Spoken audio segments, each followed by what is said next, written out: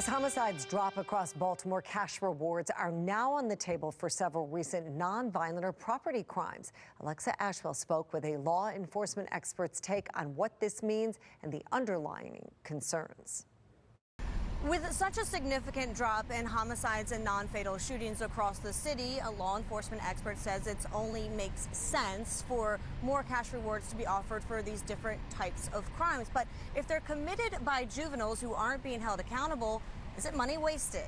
Thousands of dollars to help solve nonviolent or quality life crimes. Here, Metro Crime Stoppers offering $2K to help solve this destruction of property case.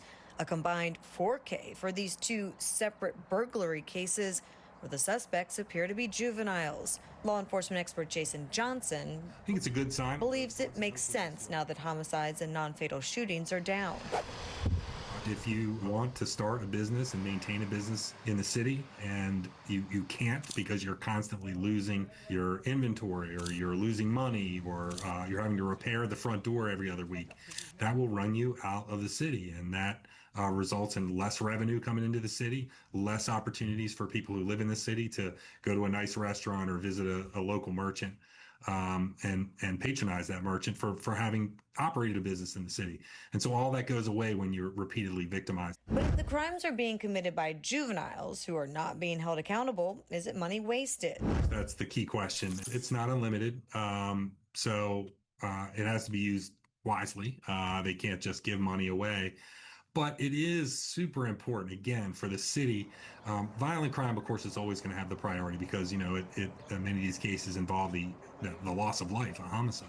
And so property crimes are subordinate to that. But property crimes and reducing property crimes really it is a priority in the city because that's what really makes people move out. Even people who have faith and they want to live in the city, they want to be a part of the solution. You know, when they get their car stolen and their house broken into, sometimes they just lose their energy and they move out to the counties. The same kids, they robbed twice before. Just yesterday, the owner of this smoke shop in Federal Hills shared this surveillance video capturing teens who he says targeted his store for the third time. Why are you calling 911? In one robbery, he added a 15-year-old was arrested but returned without any fear. I can't even believe if he was arrested and he was released, and how he dare he again come and rob with some more kids. We don't know what the future holds at juvenile services. We know that in the recent past, the last couple of years, you know, no juveniles were really being held accountable for anything. And so hopefully the future is different than the past, but I think that remains to be seen.